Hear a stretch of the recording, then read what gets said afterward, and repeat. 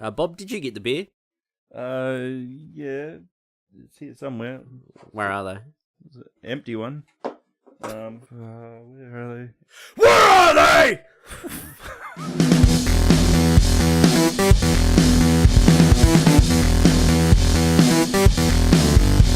Hello everyone and welcome to the Bearded Geeks, the weekly grab bag of topics covering movies, comics, video games and TV. My name is Jags, I'm the Beard Master, and with me today is the Bearded Mountain Bobby Baxter! Hey, how you going? I found him. Don't kill me. If I chop that off the front, no one's going to know what we're talking about. Mystery. Oh, mystery. How you going, buddy? Yeah, I'm alright. You've turned up this week. That's good. Yeah. Yep. I like it when you turn up. I like it when I turn I don't have up. to talk to the wall over there. I'll be like, Yeah, Ant-Man the Wasp. The wall's like, why don't you give me a fucking microphone there?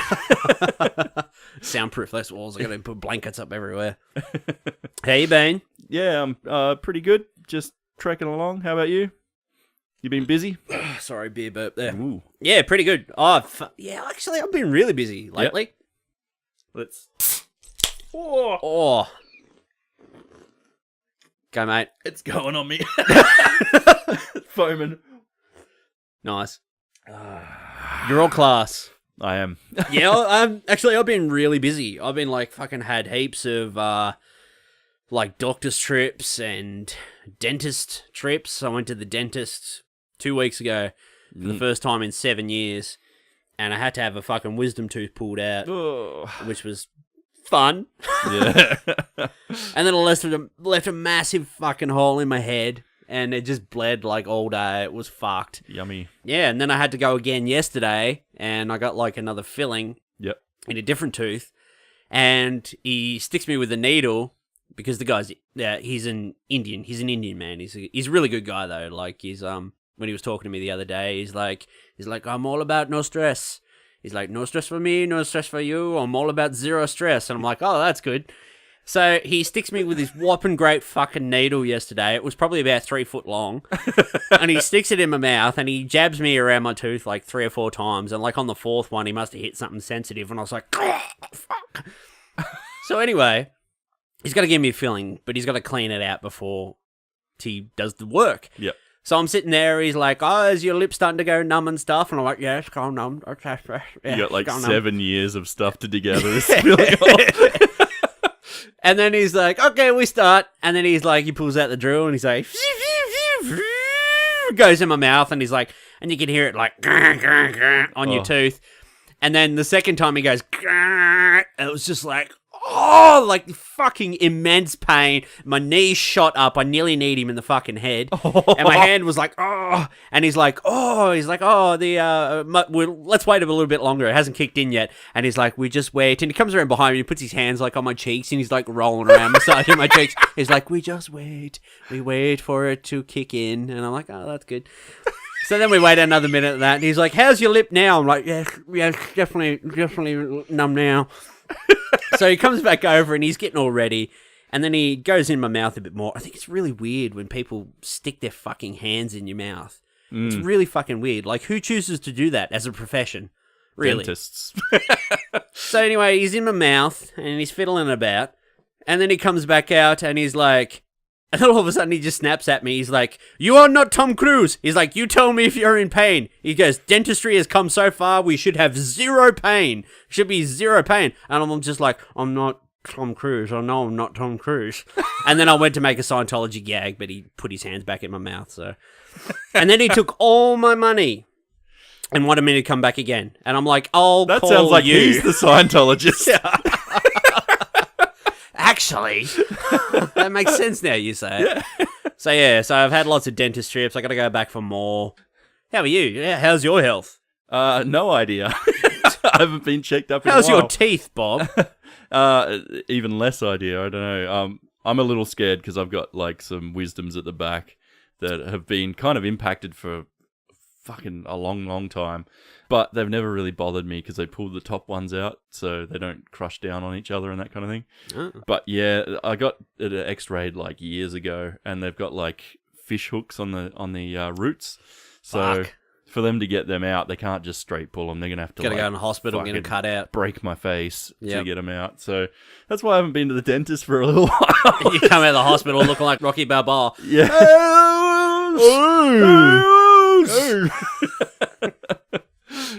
Yeah. No. So I don't know. I'm feeling all right. So I just don't have the official stamp of approval for clean bill of health. But You're looking a little bit flushed in the cheeks, Bob. yeah, well, I've had a couple of beers, so And that lots might of do it. hot gravy. Yeah, hot gravy and chips. Chicken. Sweeten the deal with a quarter chicken and chips. Australian references. Very funny.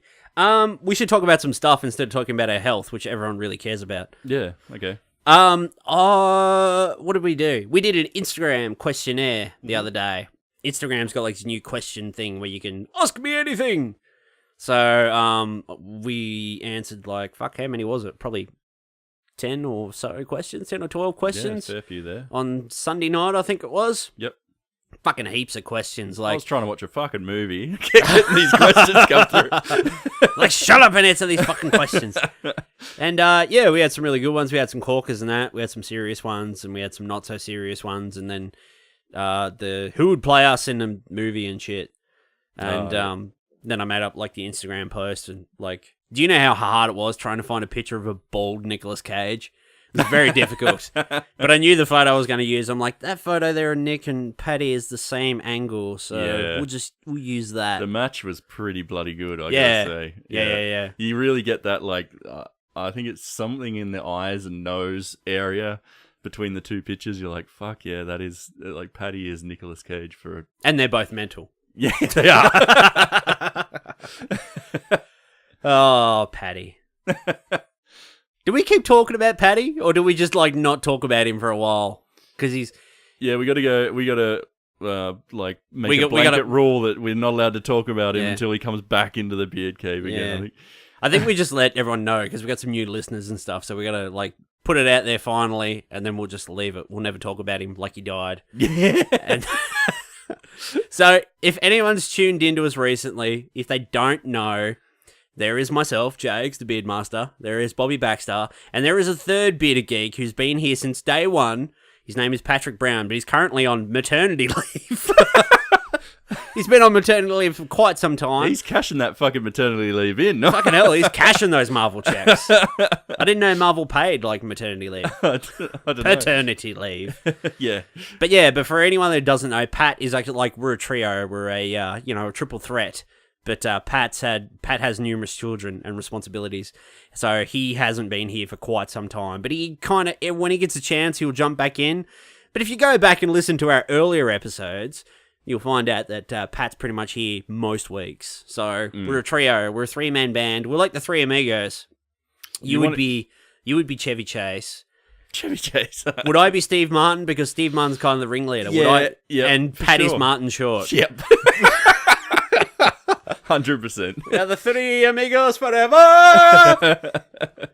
So yeah, that's us. For anyone who doesn't know, we are a triple threat. We're a three-man band, but the other one's on maternity leave at the moment. So he's dealing with that. And when his kid starts sleeping through the night, then he'll come back. Yeah. So just letting you know, because we do have like fill-ins and that from now and then. We've had like Russell and Doug and Jake and Russ is pretty much an official beard by now, isn't Russ. he? I told Russell about a month ago.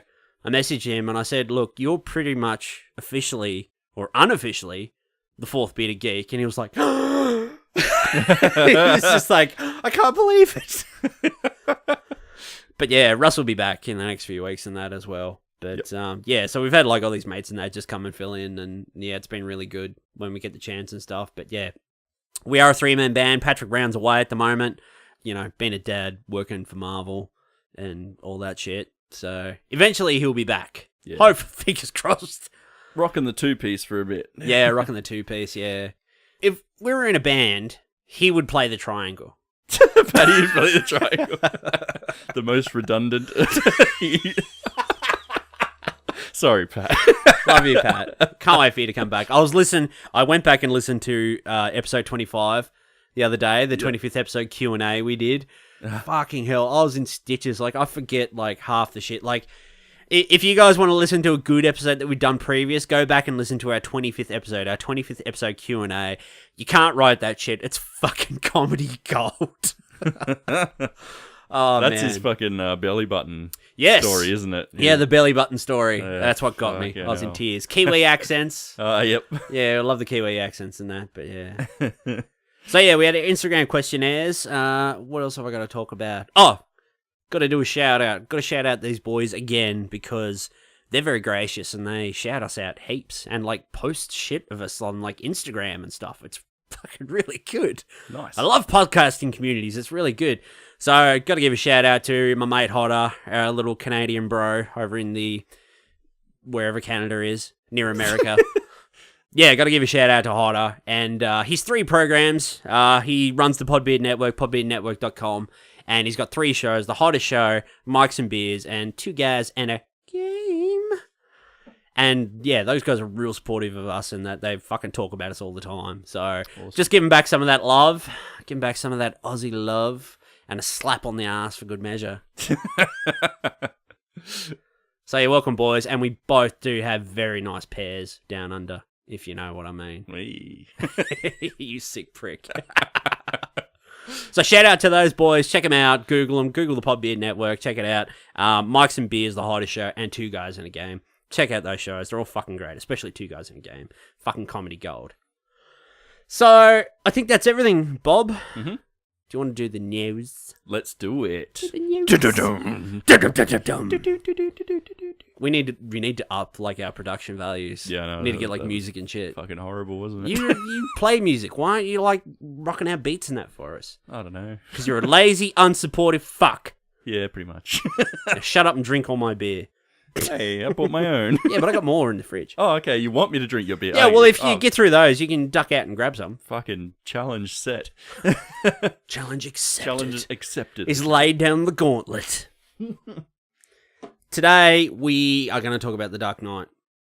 Oh, shit. We're not doing that yet. We're going to do the news, but I'm just letting everyone know okay. because we've been here for 15 minutes. I'm like, what are we actually doing here today? Today, this very day we're recording, 10 years ago to the day The Dark Knight was released. Seminal bloody film of the early noughties, or of the noughties and shit. We're just going to talk about this movie, retrospective today, and just fucking go over it, and yeah. This is your most watched film, isn't it? Honestly, man, it would be. I think that was quoted from another earlier show ages ago. I lost count, but I tried to work it out, and as viewings go, I'm in the low 90s. Fuck. Do you like keep a little chalkboard and like scratch on another number? No, like, when I was single and shit, and all I did was go to work and then come home and watch movies, just fucking keeping tally because I had nothing better to do. Fucking hell, it's impressive. I know. A lot of time spent on The Dark Knight. Somebody should do the math for that. I think Pat did do the math for that one episode, didn't he? I think so. Yeah. Yeah. So we're going to talk about that today. So we're going to talk about that today, but let's talk about the news. All right. News. Oh, that was a happier news. Oh, I haven't done one of them for a while. Yeah. Probably because we haven't done the news for ages, actually. Mm. I think the last couple of times you were here, we just skipped over the news because we had better things to do. Fucking nothing going on. Not much bloody going on. Nobody's making any movies No this one week. tells me nothing. There's nothing, no games about fucking, or news about Star Wars Battlefront 2 this week. What are we going to talk about? Neil Blomkamp. Do you know who Neil Blomkamp is? Yes. Yes, elaborate. He's the District 9 guy, right? Yep. The Chappie, Elysium, all that deal. Yeah. Neil Blomkamp is attached to direct a direct sequel to Robocop titled Robocop Returns. Ooh. Now, I was sitting here before and I was thinking about that and I was like, Robocop. And I was like, that's really fun to say out loud. And it's really cool. Robocop. Yeah, it is cool. It is cool, isn't it? Robot Cop. Robocop. Robocop. Somebody asked him if this movie is going to be rated R. He said, yes, it will be. So that's an American R rating. Rated R for Robocop. You idiot.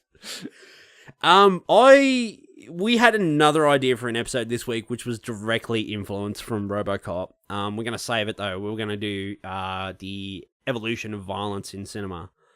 So from cinema's earliest beginnings up until now and how it's evolved. But the idea, the genesis for that idea for me was from the first Robocop. Mm-hmm. So that was the seed that turned into a beautiful bush of weed. I don't want to smoke that robo weed.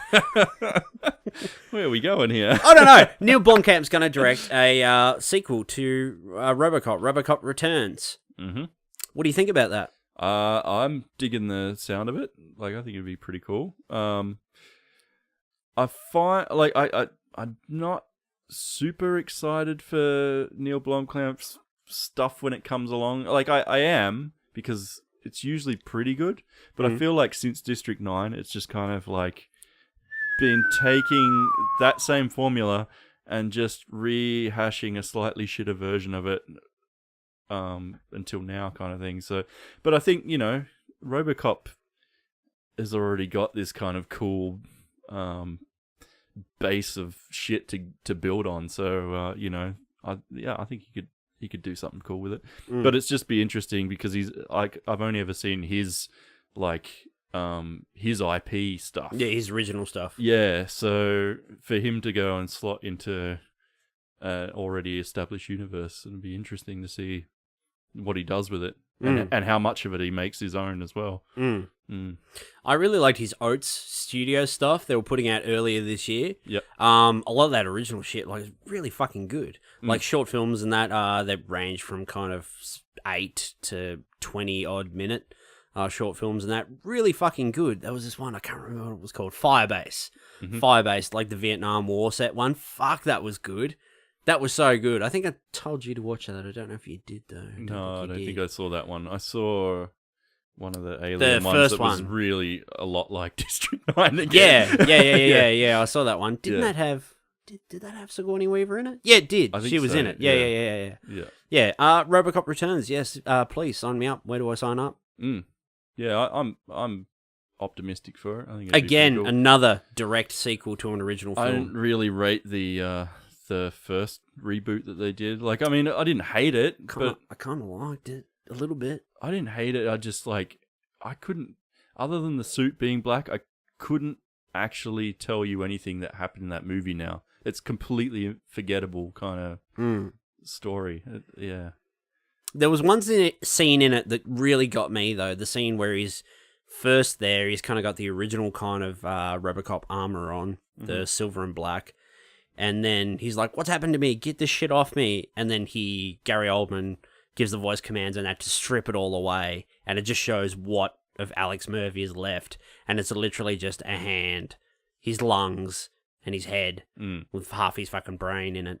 Yeah. And I was like, whoa, like the first time I saw that, it kind of got me. That was like the bit that got me in that movie. I was like, ooh, that's good. I like that. This is new. It's affecting me emotionally. I like that bit. I rewatched it last week, I think. Okay. On the YouTubes. On the YouTubes? On the YouTubes. Why is it on YouTube? It's just a scene. Just movie scene. Oh, okay. I thought you meant you watched the whole movie. Scene. What are you talking Jesus. about? I don't pay to watch movies if I don't have to. I own it. It's out there on the Blu-ray. Yeah, I was going to say, like, were you watching, like, some kind of, like, weird dubbed version on YouTube? it was from fucking Polynesia or something like that. Next bit of news. Yeah. Nickelodeon and Paramount are reviving Rugrats. Hey. I was expecting you to be more excited than that. Yeah, I don't know. Do you want to know what they're actually doing? Out of all the Nickelodeon things, Rugrats was never really my jam. But, you know. It was bottom of the list. Yeah, it really was. Do you know what they're doing? No. They're doing an animated series. Yep. 26 episodes already on order. Mm-hmm. And, wait for it, live action film. Live action film. With a release date of November 13, 2020. I'm going to get some really ugly babies together to... I didn't get any comments, because normally I come prepared with comments and then I read them verbatim. But there was one comment on there, because they were so shit, I didn't even worry about it. There was one comment on there, it was like, some lady, she's like the development head of Viacom, Paramount, and all this sort of shit. And they're going through it like, Rugrats was such a seminal and essential animated series from back in the day, and loved the world over and whatever. And the one thing we learned and we know about that show is that people are really interested in watching babies. Wow. What else has Paramount got going on at the moment? 2018. That's like a quote with a name underneath. Gonna put it on a gravestone. Yeah. Live action. What the fuck I are don't they know. talking about? What? It's just gonna be like Look Who's Talking all over again. Are they just gonna have just the babies with like, they get like Benedict Cumberbatch to come in and narrate like Chucky and shit? Fucking hell. And they don't actually speak, or are they just gonna do like every CG dog movie they have and just like CG lips on front? No. That'd be fucking awful. Oh. Yeah, I don't know. That sounds like a really bad idea. I think so too. Yeah. I'm not lining up to watch that, but no. I'm keen for, obviously, Rocko's Modern Life. Yeah. And I've never watched Invader Zim, but it intrigues me. Oh, dude. And they're doing a new animated film? Invader Zim animated film? Yep, they've just wrapped animating it recently. Because I know a dude who worked on the show, but Why the fuck weren't you on it? Oh, because it's based in LA. So not good enough. Nah, I don't know. I'm on other shit. I still have to plug Nate is Late too. I keep thinking about that every day for the last week. Yeah, Nate is Late. It's gonna happen. Nate is Late. So that's that. Nickelodeon, they're doing things. They're scraping the bottom of the barrel. Rugrats have sort of rebooted and revived a lot over the years. Like, Didn't they do a grown-up version? Yeah, like they were teenagers or whatever. Or something. Which just I never watched any of it, but no, I never watched it. I don't know. I was just not a Rugrats kid. There was some like funny gags in it and stuff. It wasn't a terrible show or anything. It was just like compared to Rocko's and Ren and Stimpy and all the greats. Like doesn't compare. You can't. No. There's no comparison. No. Yeah. And finally, last week, as most people know, Nathan Fillion on Instagram was teasing something Uncharted related. He put up a photo of Drake and just, Sick Parvis Magna at the bottom in the comments and a release date or whatever, which was 3 days later. 3 days rolls past, and here we have an Uncharted short film with Nathan Fillion. Yes! As Nathan Drake. Fuck yes. What did you think of that 15 minutes of film, Robert? I'm so fucking happy that exists now. Yep. Because, like, in 2007, when I played the first Uncharted, I didn't know who Nolan North was back then, and I actually thought that they got Nathan Fillion to play Nathan Drake in that, and then I got to the end of the game, looked in the credits, and it wasn't him. But I was just like, ever since then, from that like first game, I've always seen Nathan Fillion in Drake. Like, Same. I'm almost certain that they must have like watched a lot of Firefly or something and went, let's make our character that guy. Like, let's make Nathan Drake fucking whatever his name is in Firefly. Malcolm Reynolds. Malcolm Reynolds. Reynolds. Yeah, and that's how I've kind of always imagined him, and he was always my first pick if Hollywood ever. I agree. Yeah. I always just said the guy's too old now, and I was like, he proved that fucking theory wrong, didn't he? Yeah, I was about to say he proved that very wrong, but I was like, if they wanted to get like kind of age accurate, you would think of like Nathan Fillion around the Firefly area. Oh yeah, so about 15 years ago. Yeah. But like, I watched him in like Castle and shit, and I'm like, Nathan Fillion's looking a bit puffy. Yeah. And then like you watch this, and he's just like, he's got rid of that puff, and he's toned up, and he looks really good. He was really good in the role. Like, it was fun. It was a fun little 15 minutes. Really fun. There was actually some really fucking good like humor and comedy in that. Yeah. It was amazing. Like, whoever wrote that little short story has to be part of the fucking main team if they go ahead with a full feature, because they understand how the comedy works in that game. Yep. Yeah, amazing. They got in a lot of little subtle touches, like, a couple of lines and shit, and they did the kind of like third person, behind Drake and shit, and then when he goes to aim to shoot people, it snap zooms in, yeah, like over the shoulder, which was like, that's cool, but like you said, I wouldn't like to see that in a feature film. No. I think it'd be goofy. But like as a kind of fun 15 minutes proof of concept kind of thing, yeah, it's kind of fun. One thing that got me, though, is when he hides behind the wall and then Sully comes in the Jeep and he's, like, distracted.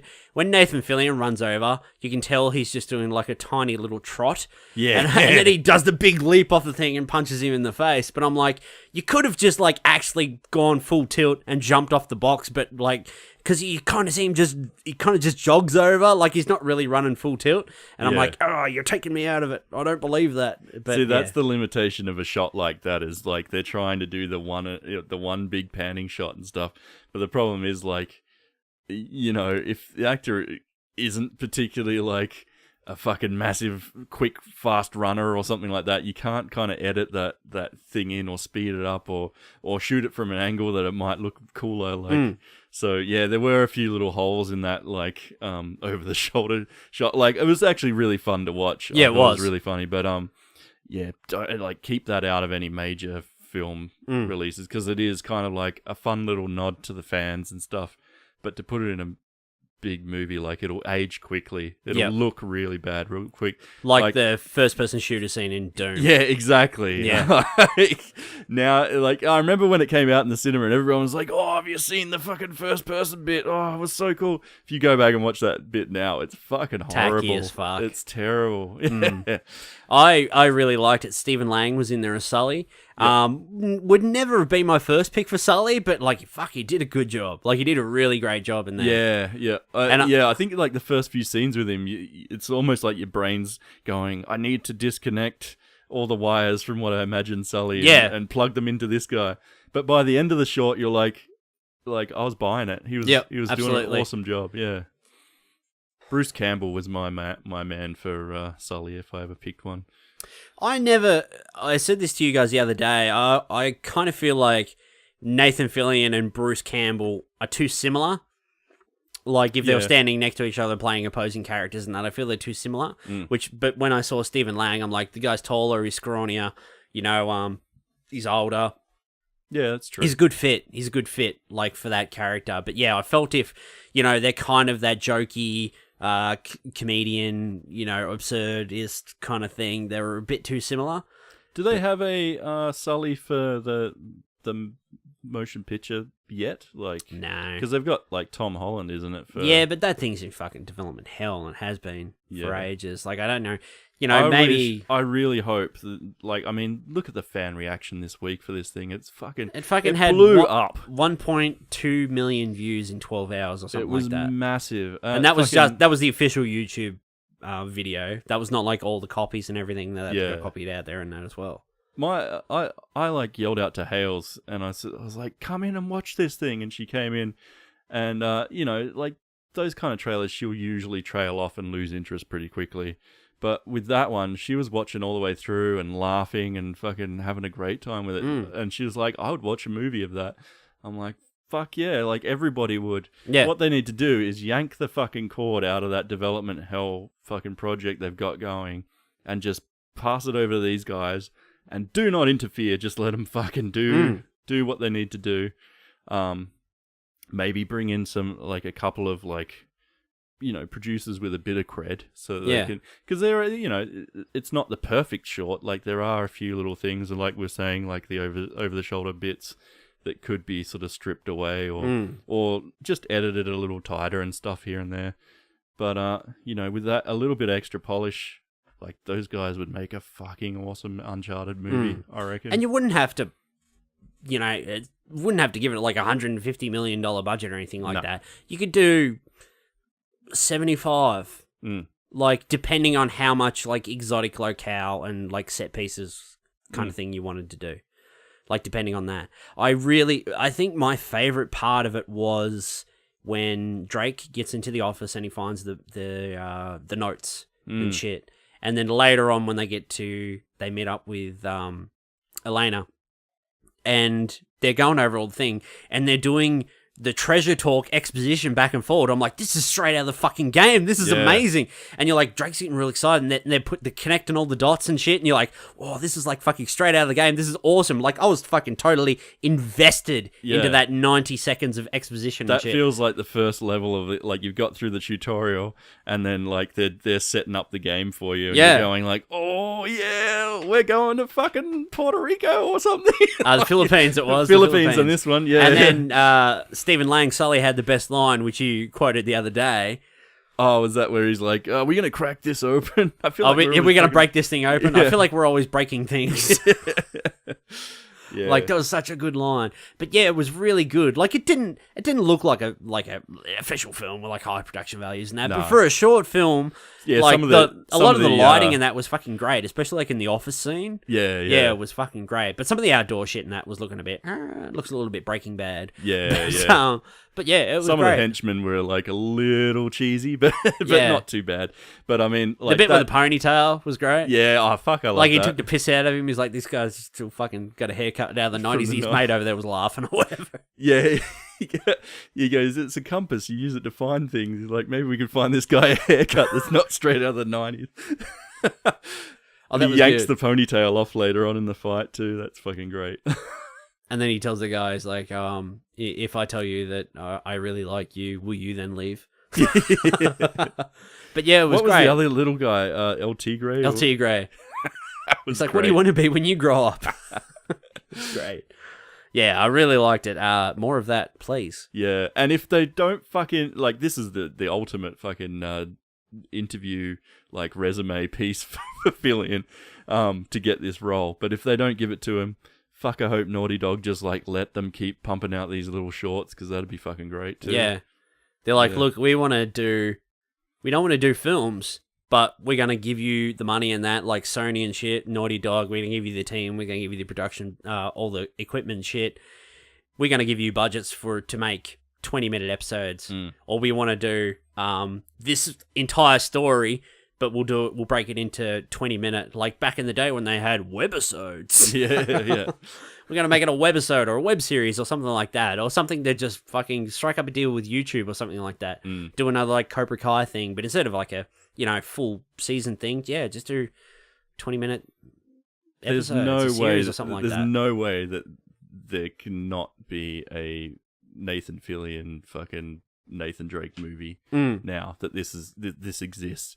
Nathan Fillion knows he knows his audience. He knows that like his biggest fans are the nerds, the gamers, like he was in Destiny 2 and stuff. Like he's got like a very fucking voracious fucking fan base on the internet. And I think that's part of the reason why he just went out of his way to fucking go and make this thing and go and be a part of it, is because like we're all going to be fucking talking now, and everyone's going to be shouting, let him make that movie, which is what we're doing. So it's going to fucking happen. It has to happen. The people in Hollywood have got to fucking listen. Could this be another Deadpool situation? Oh, fucking, it's a carbon copy of the Deadpool situation. It's a gold mine that's waiting to be tapped. They've just got to fucking hand over the keys to him. Just like, hey, here's a proof of concept. Yep. Look how well it's done. Yep. Now give us some money and let us go do it. And look, the fans are fucking loving it. Like, there's no one out there saying it's shit. Like, in the comments section I was going through on YouTube, it's like, great comment after great comment. No one was going like, it was all right, but it was not. Like, everybody was like, fuck yeah, let him make this thing. Yeah. I want to say it, yeah. Fuck Tom Holland. Let him be Spider-Man. I never would have picked him at all. No, not at all. No. Not at all. It wouldn't be the same. You could do a young Drake thing, but it's not what we want. We don't want young Drake. No. We want Nathan Drake. Yeah, we want the man, the adventurer, we want seasoned treasure hunter, Nathan Drake. Yeah, you can flash back to Tom Holland all you fucking like. That'd be fine. That's cool. Like, he does look like he'd play a good young Drake, but I want to see a whole movie on a young Drake. They even reference like the first 3 games and that as well. Yeah. The man who found like Shambhala and El Dorado and all this shit. And I'm like, oh, I played all those games. Yeah. I found all those things. Found that. Nathan and I found those together on our adventures. So fucking cool. Yes, please. I want that. I want it. Yep.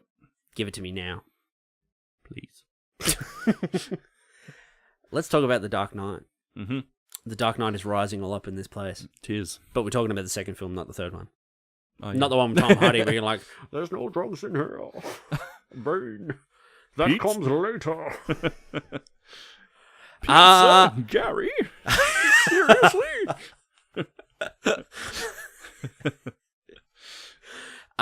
When did you first watch The Dark Knight? Did you go to the cinema and see it? Yeah, I did. Like everyone else did? Me and the missus went to the cinema. The missus? Me missus, bro. Went to the cinema. Bought some tickets. Some tuckets? Sit down and watch Dark Knight Rise. Yeah, that doesn't sound very good. Batman? Batman. Bitman. No, yeah, we saw it when it came out. Probably not opening night or anything. I think it was like a week or two after it came out. But I remember when it sort of hit, everybody was just losing their fucking mind and going, "Oh, you gotta go see this movie." So, we got to go and see it like 2:00 in the afternoon, and there was fucking nobody in there. It was Sweet. like a really quiet cinema, and fuck, we were blown away. We loved it. I saw it twice. Yep. I think I went with a mate of mine, and then after that, I took my sister because she hadn't seen it, and I went and saw it a second time. And for me, I think this was I think this might have been the very first time that I was actually conscious of what had happened, like after I left the movie. But then when I watched the movie and I left, and I was thinking about what I did, and I was thinking back, and then I was thinking about Heath's Joker, I was like, every time he was on the screen, I was like a fucking focus point. I was like glued to the screen. I was a magnet. Heath already passed away when this movie came out. Yeah, he passed away before this movie. He never even saw the finished product. Yep. Yeah. Yep. So, yeah, it was like the first time I was consciously aware that, like, every time he was on the screen, my eyes were fucking glued, and I was totally 200% immersed in everything he was doing. Yep. It was just like that fucking electric, to use that word. Yeah, 100%. And I think it's the first villain in any kind of superhero, any kind of that genre of movie that's ever really done that for me. Like, I can't think of another one before that movie that, like, a villain that really captured me that same way, except for, like, you know, maybe fucking Terminator 2 or something like that, but that's not really a superhero thing. But yeah, that, you know, on that similar kind of level, I guess. But with Heath's Joker, he's got more of a kind of personality and a speaking role, so he's, you know, he's on camera a bit more, I think, whereas in T2 he's kind of just chasing them, and the only interactions he has is like killing people to get to the next objective kind of thing. But it's a nice looking boy. Do you mind if I keep this picture? Yeah. Superhero movies didn't have a very good name up No. until before this came out. No. Obviously, back in the 70s, we had Superman, you know. You will believe a man can fly. And that kind of just, like, took the world by storm, you know. We'd never seen anything like that. We'd never seen someone flying on camera, like, on screen and stuff. Obviously, we went through the 80s. We had the Superman movies progressively got worse as they went. Canon picked up the rights, and the third and fourth film of that were Canon films. Yeah. Notoriously low budget, like fucking Italian film studio. Great documentary out there again for me to plug it. It's called Electric Boogaloo. Fucking great documentary about Canon films. Go out there and watch it. It's really fucking good. We go later on. We go through the 90s. Superhero movies come back. We've got Batman. We got Tim Burton's Batman, and then we move into Batman Returns, which is fucking sick. And then it takes a bit of a left turn. We move into Batman Forever and then Batman and Robin. If you're a kid at that time, like the age we were, those movies were fucking ace. Especially Batman Forever. I fucking love that movie. Yeah, I when used to was a love kid. that shit. I love that fucking movie. I had a poster on my door. Like, I got this poster. It's actually, like, I mean, it's a fucking terrible movie, but it's actually not a bad watch still now. Like, yeah, it's pretty fun. It's silly. Like, it's not the Batman that, you know, of today for sure. It definitely isn't. It definitely leans more into the 60s. Yeah, it was definitely like the 60s have made a roaring return to the Batman franchise. Very camp. And what was the director of Forever? Joel Schumacher. Joel Schumacher, yeah. And he directed Batman Forever and Batman and Robin. Yeah. So, there's the bat buns and stuff when he was like gearing the cod up pieces the suit. and Yeah. pretty much the most amount of toys you've ever seen for a bloody like film and shit. Like they had different suits, they had different vehicles, they had fucking everything. The villains had fucking vehicles with spikes on the front of them and shit. And... It's my favorite fucking shot of Batman Forever is when they're gearing up and Batman's putting on his suit and it's like fucking glove on, glove, belt, fucking cape, and then he just turns and it's like ass. Batman's ass. Like what the fuck? We had other superhero films. We had like Steel with Shaquille O'Neal. Oh wow, not a very good movie. We had Tank Girl. We got to 1998 and we had Blade, which was a great. You missed The Crow there too. That was. Yes, we had The Crow. The Crow, another great superhero comic book film from the 90s. Spawn. Fuck, I love that movie when it came out. Yeah, I did too. Fuck, good soundtrack. Really good soundtrack. Oh, yeah. Yeah. Blade come out. Still a fucking great movie. Do it today. Some of the effects in that don't hold up, obviously. It's been 20 years, but... That's a trilogy I'd fucking like to go back through, actually. I've Blade watched that 2... forever. Blade 2 is... the best and my favorite. Yeah. I remember leaving the cinema. I've only ever seen it that one time in the cinema. Really? And it blew my fucking mind when I watched that when it came out. Yeah. I've seen it heaps of times, man. Fucking Blade Trinity though is fucking dog's bollocks. Yeah. Yeah, it's terrible. I think I saw that at the cinema and was really fucking underwhelmed after seeing the second one. Yeah. Yeah. And in 2000, we had X-Men, which was the fucking like roaring return for the superhero genre. That fucking changed the game, didn't it? Yeah, like really good comic book movie. Mm. And then we had Spider-Man. We had all the Spider-Man flicks. Obviously, they were huge, fucking phenomenal successes. The first two Spider-Mans, especially. Spider-Man 3, not so much. And then we moved on. In the beginning of 2008, we had Iron Man. 2 months later, we had Incredible Hulk, and then a month after that we had The Dark Knight, and obviously we had Batman Begins a couple of years before. Yes, yeah. Batman Begins. That was one that kind of like heralded a bit of a, like at the time, a bit of a, hey, we've fixed Batman kind of thing, because all the movies previous to that for the last sort of decade beforehand were all those really campy toy selling kid movies, and then they took a bit of a darker turn, but it still wasn't like, in my mind, it still didn't, I don't know, like I still remember watching it and thinking it wasn't like exactly sort of the Batman I was looking for kind of thing. I don't know. It still felt like it just didn't feel 100% right until the sequel came, and then Heath's Joker basically fucking like turned Batman universe into something fucking phenomenal. Yeah. Batman Begins, I always thought it was a stupid title. Yeah. Heavily influenced by Batman Year One. Yeah. Frank Miller's Batman Year One, which is a really good read. Kind of tells kind of the first 7 years, so like what, after his parents and that were murdered, and then, he goes missing from Gotham, he leaves Gotham, and then that 7 years of time that passes and like what happens and what he does, and then when he returns to Gotham and his first year of being Batman. Pull that tin out, mate. Crack it open. Oh, yeah. Oh, the squeak. Should have heard that through the headphones. That was real good. Kilkenny's. They got the little gas ball in and makes them squeak when they open. It's like there's a mouse in there. It's like... So Batman Begins came out. Little mouse. I still feel that's very much. It's kind of borderline for me. It's kind of like half X-Men, and then leaning toward The Dark Knight.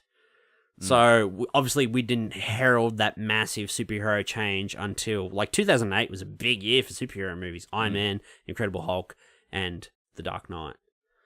But like when this movie was coming out, obviously everyone was kicking up a stink because the guy from 10 Things I Hate About You was going to play the Joker. This little Aussie fella who was in The Patriot, and he was Ned Kelly.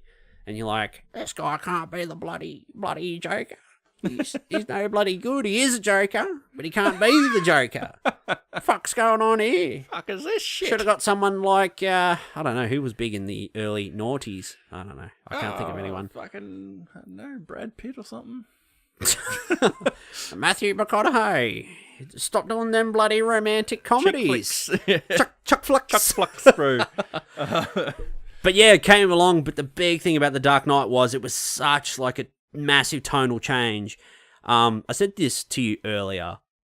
When I think about, like back then more so, it was a superhero movie because it's got Batman in it. Mm. But when I think about it now, I rewatched it earlier today, in prep for this, and I don't think of it as a superhero movie first now. That's secondary to me. I just think it's just a movie. Really good fucking movie.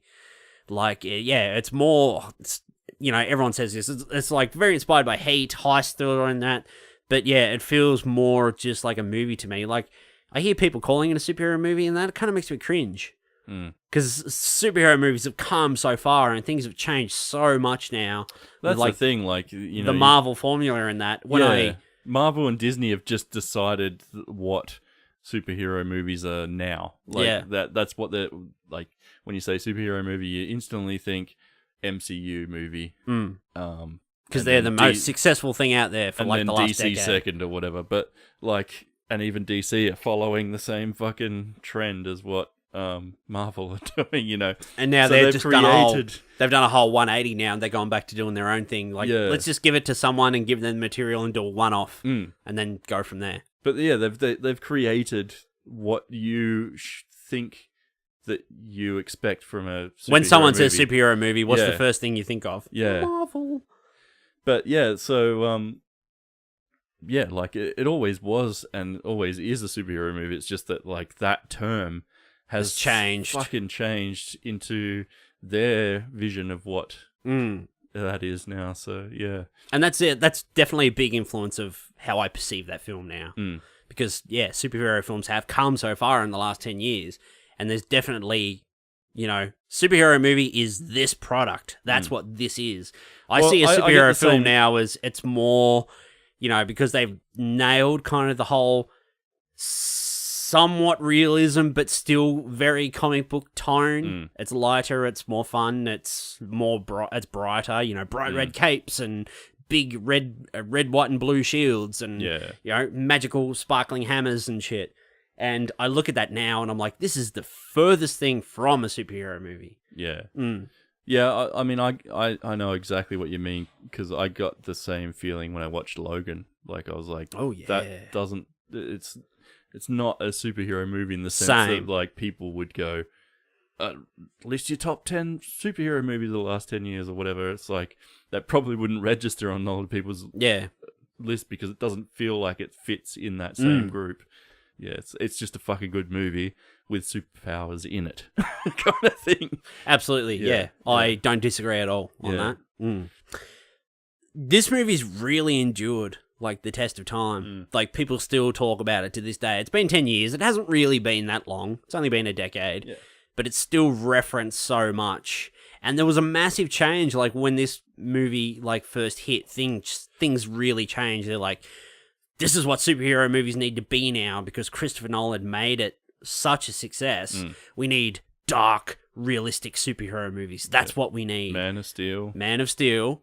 Which was kind of following on the coattails of The Dark Knight and The Dark Knight Rises. When that trailer dropped, I remember thinking, I'm just like, ooh, they're going the Dark Knight thing. I got excited for it. But then when I actually saw the movie, I was like, oh, actually, no. It's still Superman. Soups needs a bit of his color back. Batman lends himself to the dark, but not all superheroes work in that sort of thing. So yeah, but it heralded like such a huge fucking change. Like when that movie hit, obviously it was a huge success. It was $185 million movie, and it made just over $1 billion worldwide. And this was 10 years ago. Like how many movies made $1 billion 10 years ago? Not many. When did Avatar come out? Oh, 2009. Close to the same time. The next year. Yep. And that made like 2.5 fucking billion or whatever it did. And hasn't been beaten yet. But that was kind of like when we're just starting to move into these mega successful fucking blockbuster movies. So kind of like The Dark Knight really kind of paved the way for a lot of things. But, what do you think, why has this film endured so much? Fucking good characters and good acting and good use of special effects that's not completely over the top and crazy. It's and everything seems grounded. And the number one thing I think that has put the film in, stood it up for such a long time is fucking Heath Ledger as the Joker. He just fucking owned the shit out of that role. Absolutely. That's all I think about when I think back to that movie. The first face that pops in your head is fucking Heath Ledger as the Joker every time. Every time somebody says The Dark Knight, what do you think of? The Joker. Yeah. The Christian Bale was he was the star, but he's playing second fiddle to the villain. He was playing massively second fiddle to the villain, which is exactly kind of what you want in a superhero movie. You want the fucking villain to be the most interesting, confusing, fucking volatile, scary fucking character you can think of.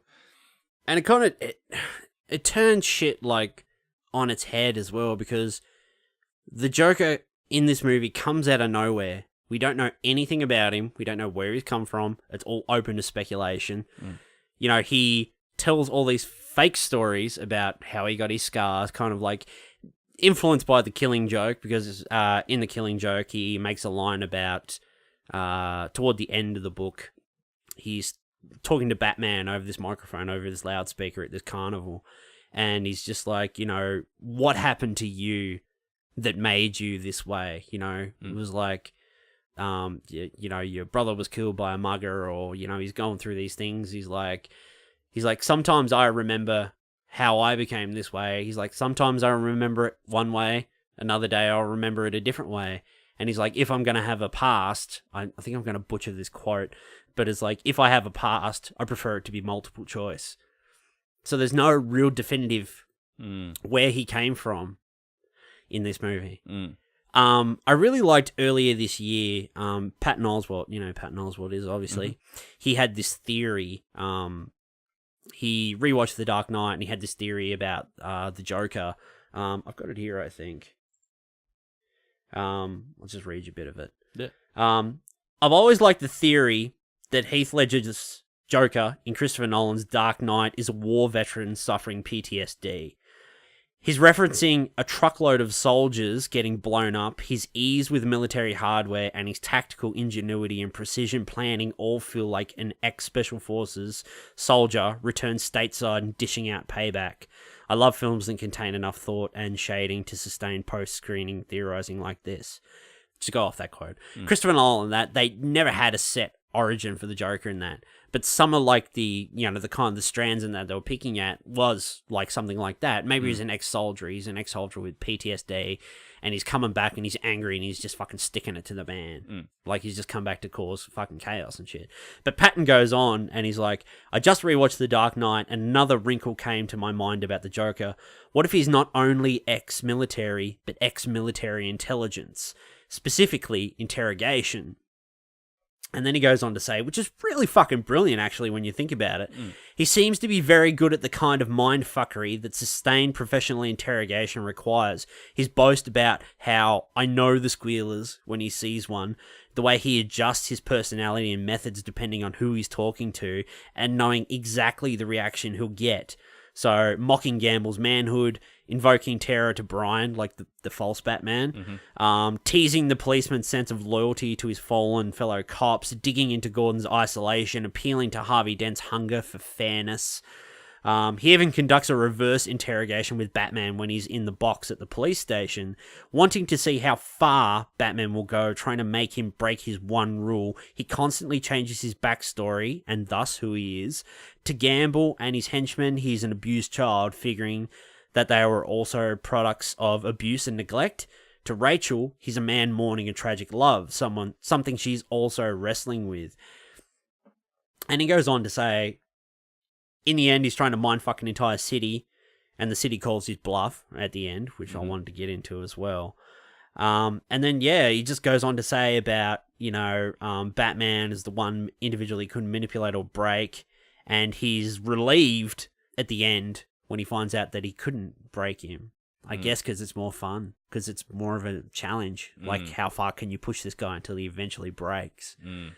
But that's one scene that I really wanted to talk about, is the interrogation scene. It's probably the best scene in the movie. Yep. And it's actually really cool because you watch like a lot of the making of and shit, and you see like the making of the new bat suit. Obviously, they changed it because all the old bat suits, they were all like one-piece necks, and the actors could never turn their heads or anything like that. Yeah. But this time, they made it separated from the neck. It's more like a motorcycle helmet, so Christian Bale is able to turn his neck, and it's more visually interesting or whatever. He's not stuck and has to spin his whole shoulders to turn around. Yeah. But in that scene, Christopher Nolan, that said, and the designers, costume designers, and that said, this suit wasn't designed for like broad daylight, for intense lighting, to be under intense lighting. And they're like, when they did that scene, like, you know, if it's going to be out, you're going to see all the flaws, all the imperfections, that it's designed for shadow and darkness and all this kind of thing. And it was something I was thinking about today. Like, when you watch it, I was watching it and I was thinking about it. If you watch that movie from start to finish, and then you think about the Joker in it, the Joker is literally in control of everything from, well, probably not the beginning in that, not until he actually tees up with Batman and stuff, but he's pretty much in control from the start of that movie right up until the very end. Like, he is manipulating everyone. It's only until they get right to the end at the ferry scene where the Joker's got Batman pinned and he's, you know, and here we go, and he's waiting for the ferries to blow up. Yeah.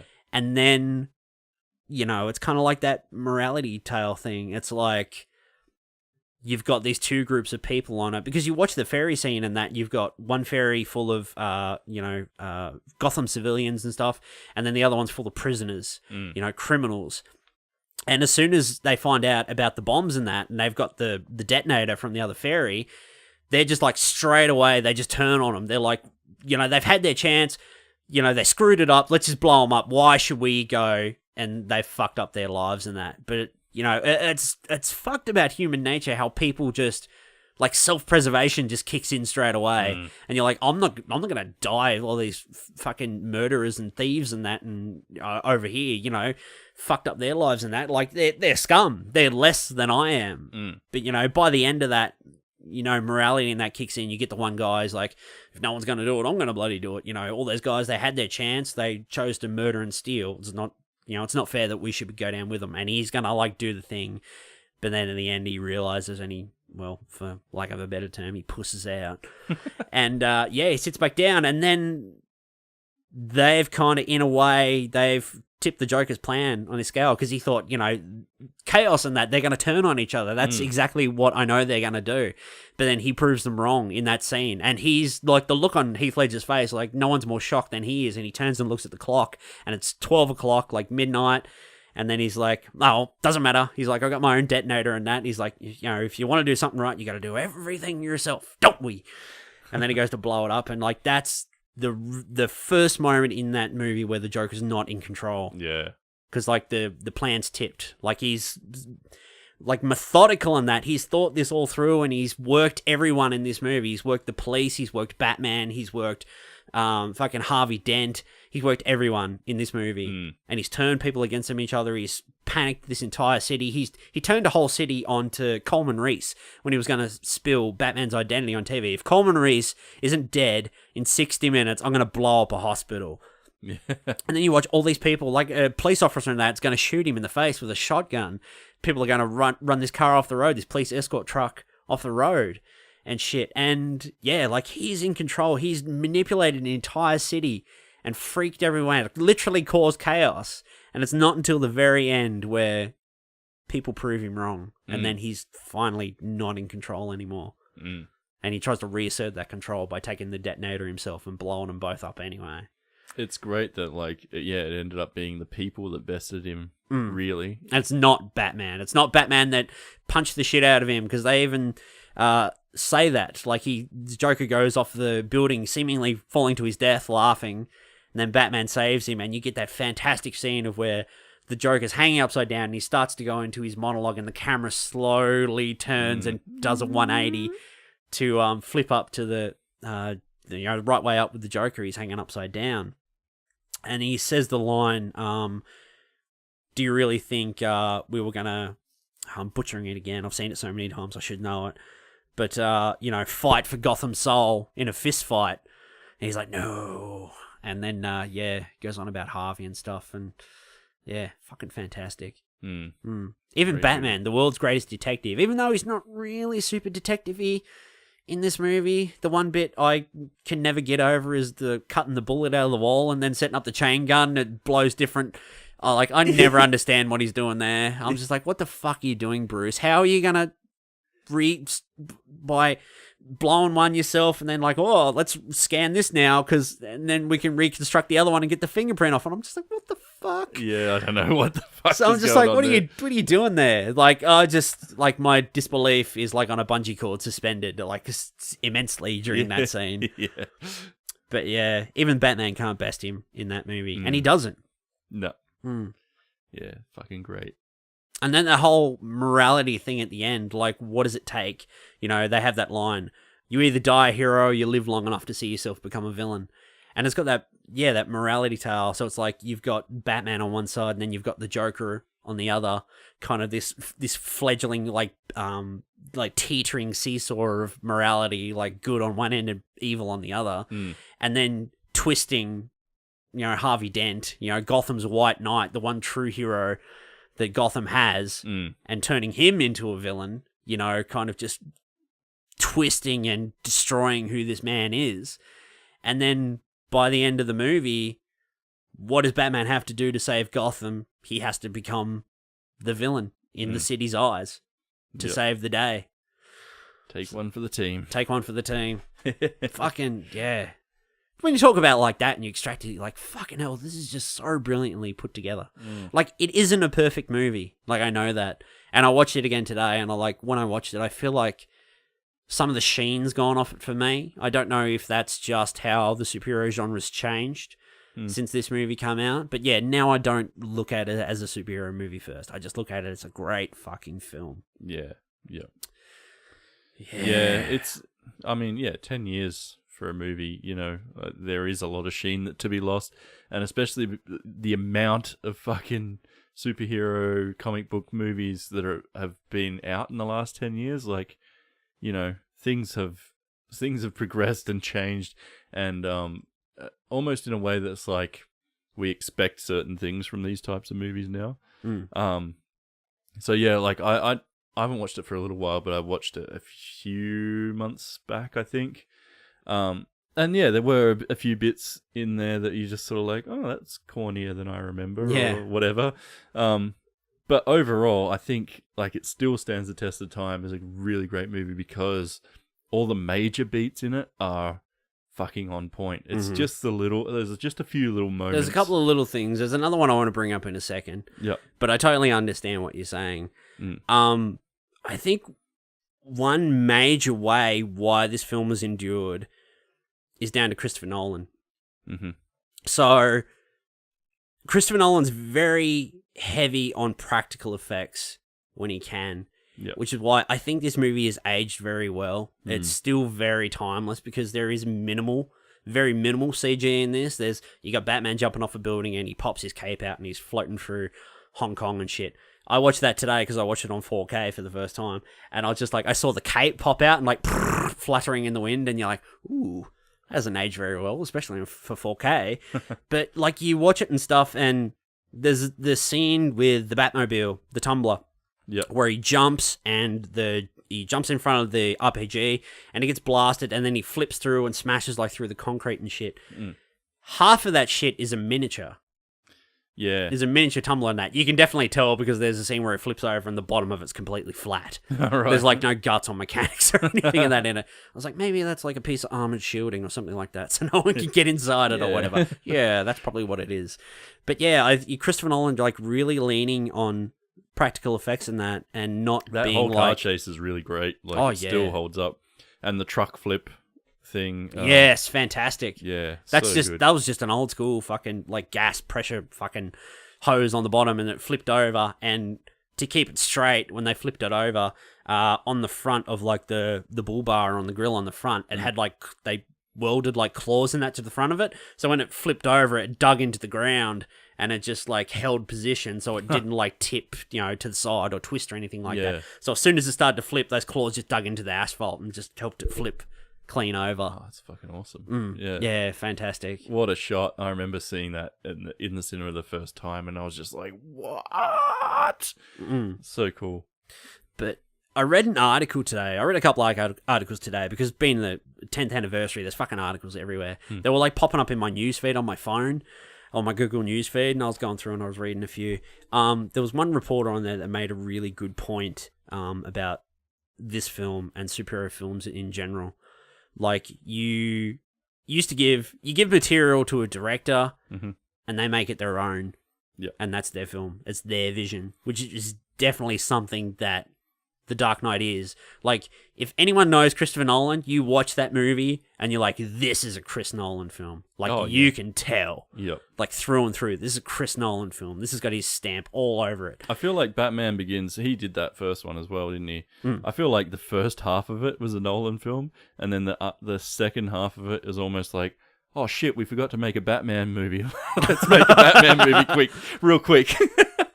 So he gets back to Gotham and does all his Batman-y shit with fucking bloody, what's his name? Fucking Ra's al Ghul. Scarecrow. Scarecrow, yeah. All that sort of shit. I was like, oh. But the first half of that movie I thought was really great. But yeah, it's almost like he took that and I think it was a pretty big success. Like, I think they did really well off that first movie. I never saw it myself, but like, I got it on DVD and I fucking loved it. Like, I'm like, this is so good. Like, the last Batman film we had was Batman and Robin. Yeah. Like, that's fucking apples and oranges. Like, that's Canada and Australia. Like, fuck it. It's couldn't be more different. Dark night and day, I should have said. Dark night and day night. But yeah, fucking so I think like he went and made that. He probably had a bit more like, interference here and there. And then by the second movie, they were like, okay, you did a fucking excellent job on that first one. Go for your life here.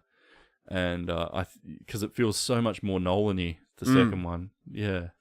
As I was saying, The Dark Knight feels very Chris Nolan. It feels Chris Nolan through and through. But a lot of superhero movies of the last 10 years, it's starting to change, but they just feel like studio products with a director attached. It's got their name in the credits, but, it's not their film. You don't watch that and go, that's a such and such film. That's a Jon Favreau film. Or that's except for like Captain America, maybe the first Avenger, that's a Joe Johnston film. Like, when I watch that, I'm like, I can see Joe Johnston in there.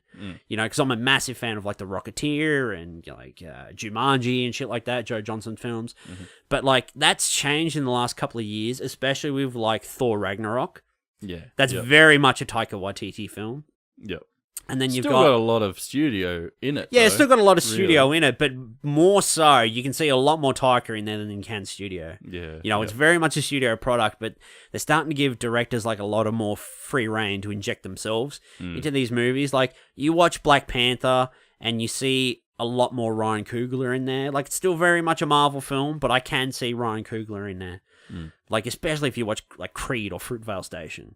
2 fucking great movies, by the way. Creed and Fruitvale Station. If you haven't seen them, go fucking watch them. They're stellar. But yeah, like, Nolan, it's his vision. That's him through and through on the screen. Like, you don't see the studio on there anywhere. You just see the studio's check. Like, here's a check for $185 million. Go and do it. Do your thing and come back. Do you know how they actually came up with the concept? Speaking of Batman Begins, the concept for the Tumblr? No. What they did was, because Nolan had an idea. They went to, I think it was their production designer or model maker, a concept guy or whatever his official title is. What they did was, like, they went to his garage and, like, he had a little workshop and that in his garage. And then they went to the model shop and they just bought fucking mounds and mounds of different model kits. And then they went back to his garage and they just nutted out, like, designs and shit and, working out shit. And then they just, like, pretty much like they used to do with choppers and shit, like in the 60s and 70s and 80s and whatever. They just took pieces from all these different model kits and just built like this tiny little concept Tumblr. Like, and I was just like, that's such a fucking good idea. Like, just butchering other pieces and that and, just coming up with something totally original. Because, yeah, you actually said this, it might have been earlier this year or last year, like, with Batman films and that, the thing about, like, when we were kids and stuff, the thing about was always the car, wasn't it? The next Batman film was, what's the Batmobile going to look like? Yeah. And even, that's a lot lesser now. Like, nobody really I cares remember about that though, aspect so much. But, like, fucking back in the day, Yeah. the next movie was, what is the Batmobile going to look like? Yeah. Because that was the big thing, especially after Burton's Batmobile. Because that thing was fucking beautiful. Yeah. Totally impractical, Yeah. but fucking beautiful. That was always the big draw car, wasn't it? And I remember when this came out, and you know, they did the whole rounds, the news rounds, and like, what's the new Batmobile going to look like? And they put this thing up, and I was like, what the fuck is this? That's not a That's Batmobile. not a That's Batmobile. not sleek It's a and fucking tank. yeah, rounded edges and. But you know, once you get it in the movie and shit and moving around, you're like, this is actually fucking pretty badass. Like, one of the best Batmobiles ever. Yeah. Just look at fucking Arkham Knight. How much influence did the Tumbler have on the Batmobile in Arkham Knight? Fucking, yeah, 100%. 100% influence. Yeah. Like that, they'd still have like a sleek, sexy Burton mobile or something like that in there. Yep. Yeah. Do you reckon Nolan will ever come back to the DC world? I don't think so. Seems like he's sort of He did done produce Man of Steel. Yeah. But I think he's done. He doesn't strike me as the kind of guy that would just keep coming back and ringing the same bell. No. Like no. it's enough that he did it 3 times. It almost sounded like he was already like ready to check out before the third one. But he kind of, you know, couldn't leave a half-assed fucking project behind either. Because that's the funny thing about those 3 movies, and that is now, like, I know it's definitely going to change with Marvel, especially leading up to Infinity War, and Comic-Con's literally about to start, and they're not presenting it. They're not having a panel Comic-Con this year. Because DC, what do? They just announce shit in the future, and they're like, maybe it's not a good idea to announce all these movies because it actually fucks with all the stories of all these other movies. Like, Infinity War comes out, Spider-Man dies, but we know Spider-Man's got another movie that starts shooting in 3 months. Marvel's not presenting it. Yeah. Okay, yeah. So, it's like that because there are release dates now. Everything has a release date, so you just got to meet the release date. But with Batman Begins, The Dark Knight, and The Dark Knight Rises, the gap between The Dark Knight and The Dark Knight Rises was 4 years. Yeah. So Nolan took the time off and made, what did he make? Was it The Prestige? Yeah, I think he did that. Yeah, it was The Prestige. Yeah. So, yeah, he didn't do that. Because normally, like, a director will sign back on for the very next one, the sequel, and come back and do that. Like, all James Gunn's done for the last bloody 6 or 7 years is make Guardians movies. You know, and he's going to start on the 3rd one. He hasn't done anything else. Like, he's produced and other things than that, but... I bet he loves it, but at the same time, I reckon most directors are like, you know, like a bit of fucking variety in their resume. Try a few new things. I mean, most creative people do. You get sort of bored of doing the same shit over and over. I mean, look at, like, Tiger's just like, I think I've done my comic book thing now, and I'm going to go back to... And make an imaginary...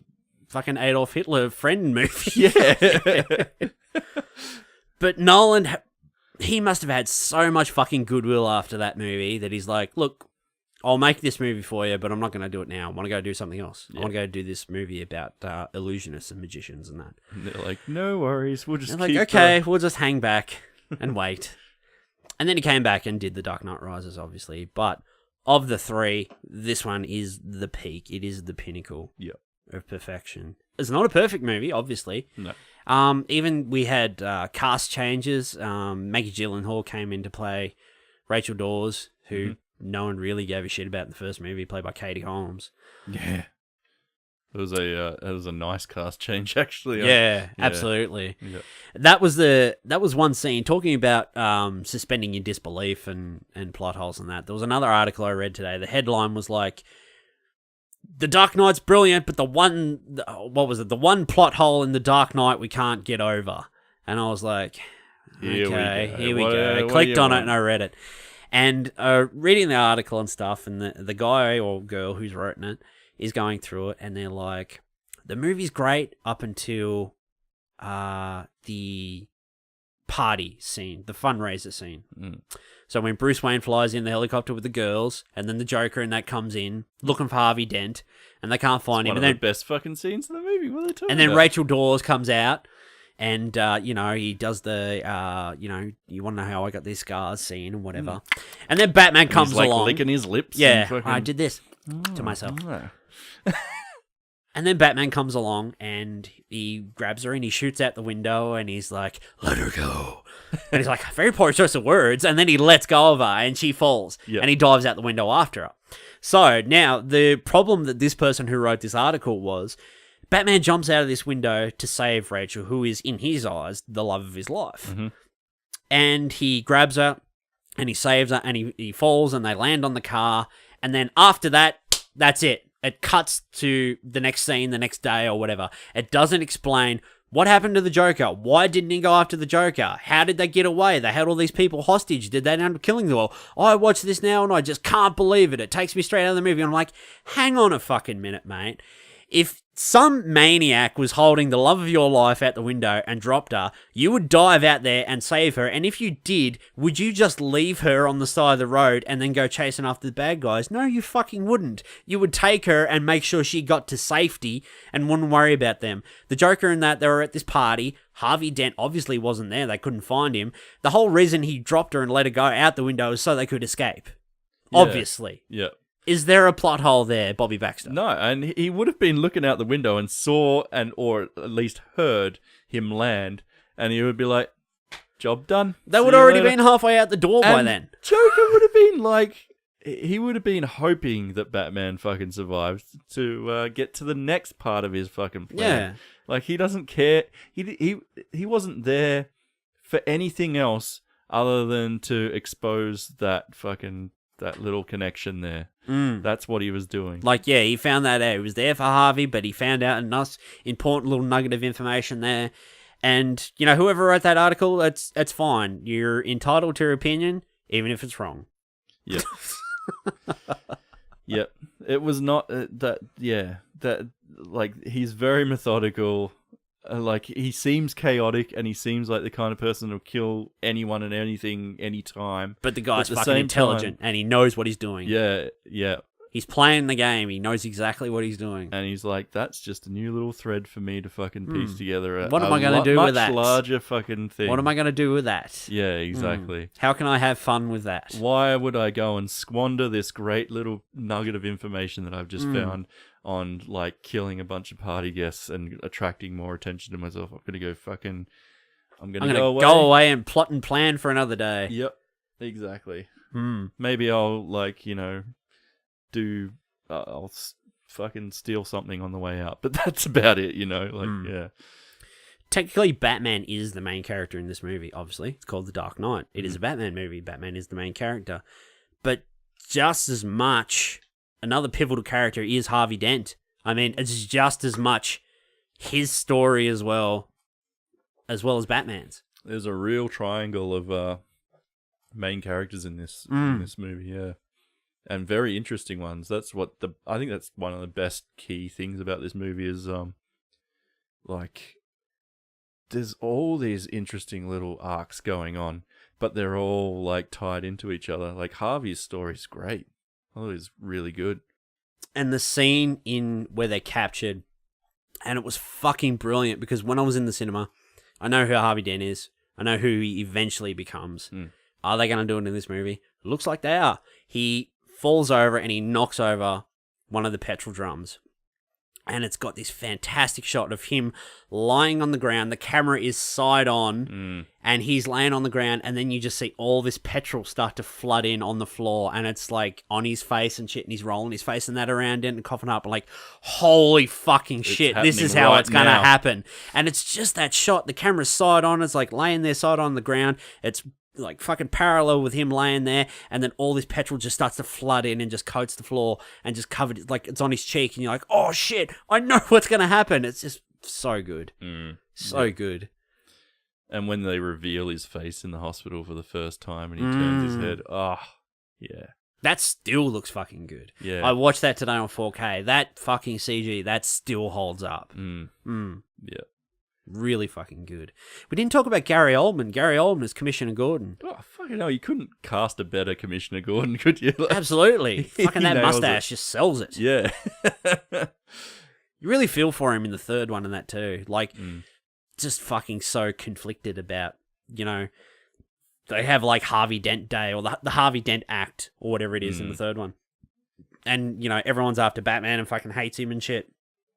But he knows the truth. He's been sitting on it for 8 years. You know, it's just like fucking Oldman. I'd probably say Oldman is probably the best Commissioner Gordon ever. Oh, yeah. Easily. Easily. Also, I just remembered this as well. I think The Dark Knight, this was the turning point for like the Oscars and that, wasn't it? Because in 2008, the Best Picture category only had slots for 5 films. And then after this got snubbed because they didn't have enough room to fit it in, obviously, it was the very next year they changed the Best Picture category up to 10 films so they could fit more of those blockbusters and that in there, so they did get that recognition. Okay. Because I think, you know, that's another thing that this movie's done that's like fucking changed the world. Well, not change the world, but change the things. awards. Like that line in the movie, you've changed things forever. But yeah, like, to sum it up, Bob, like at the end of the day, like, what do you think this movie's accomplished? Like, what's the legacy of this movie? Like, what impact has it left? I think I don't think superhero films would be where they are now. Like, for better or worse, superhero films wouldn't be where they are now because they did go through that phase of, like, fucking studios like dark, realistic superhero movies is in.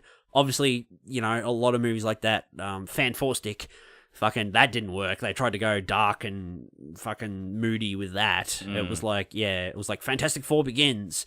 But yeah, they didn't nail it with that. But, you know, you have to try different things and fail, because if we didn't have that, we wouldn't be where we are now. We probably wouldn't have Ragnarok. We probably wouldn't have Black Panther, Homecoming, Infinity War, for better or worse. Yeah, I think, I don't know, it's hard to nail like an actual legacy, because, I mean, Ledger's performance. Yeah, I think, like, you know, that tone of superhero movie had been done in the past, or comic book movie had been done in the past with things like The Crow and stuff like that. You know, they aim for an adult audience and dark themes and sort of, but I think, like, it just kind of proved that, you know, heroes like Batman didn't have to just be for kids. Like, there's an adult audience out there. Yeah, there's an audience out there. If you do it right.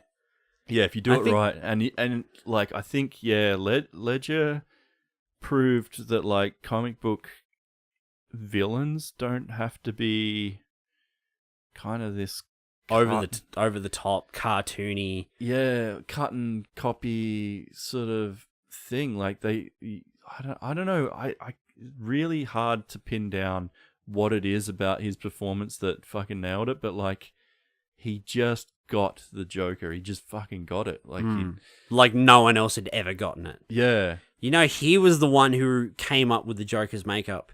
He went to, like, a pharmacy makeup shop and shit, and he just bought all this stuff, and he came up with the makeup and that himself.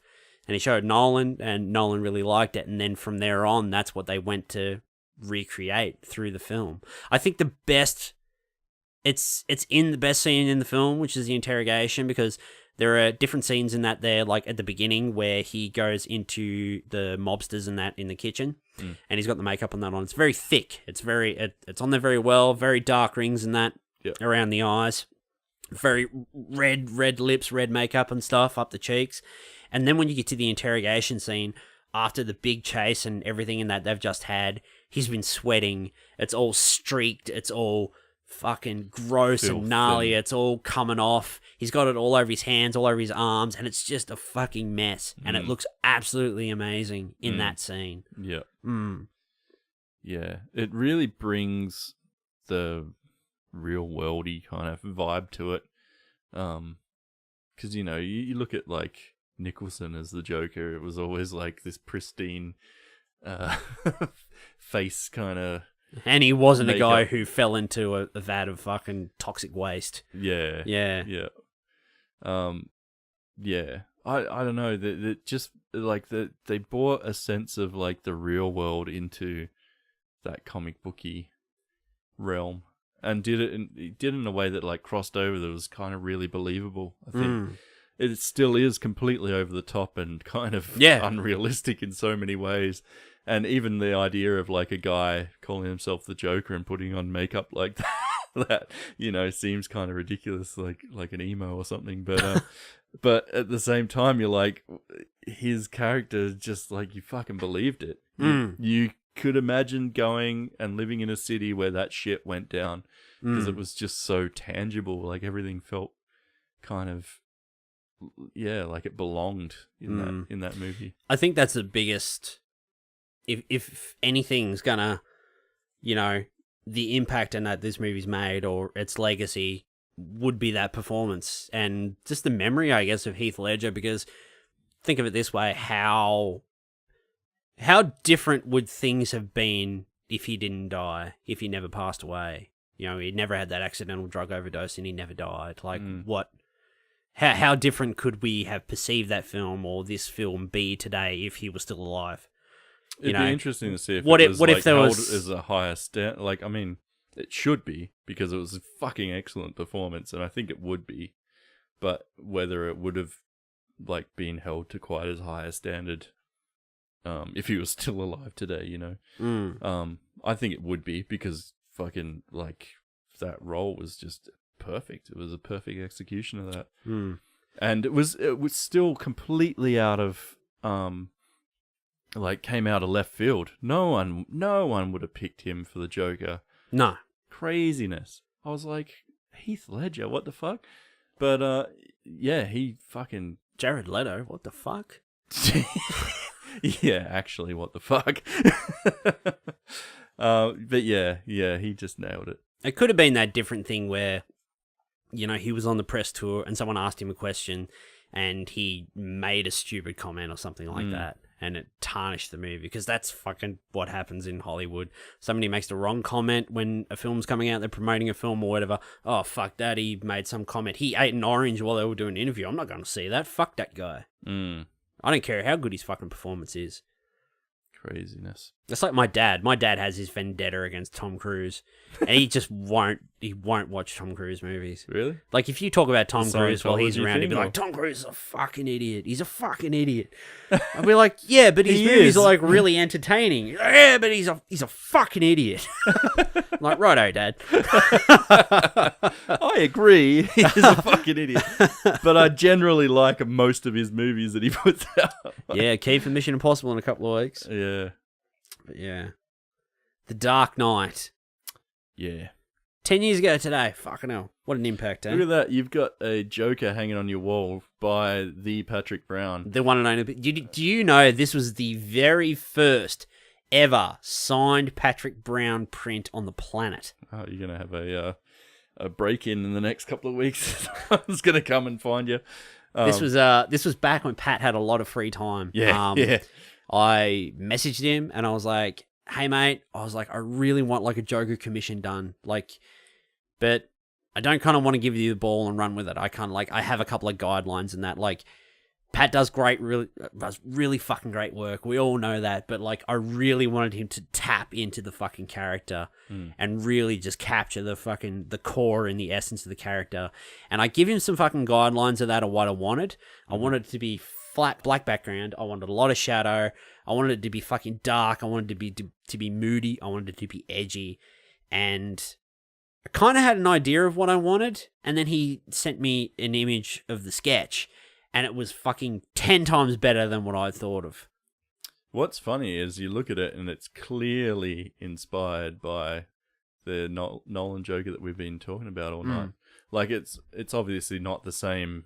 It's not the Nolan Joker. Yeah, but there is so many trademarks of that Joker that's in that one. If anyone wants to know, it's actually an image of the new 52 era Joker, where he cut off his own face and he got his face back and he made a mask out of it. He had like leather straps and hooks and that, making the smile and shit, and you can see like all the exposed muscle and shit and that under his face. Yeah, he's wearing his like workman's outfit and that. It's fucking great. Old Joe. I love it. He didn't realize, I had to... he finished it and he sent it to me, and I just had to give him a little bit of critique.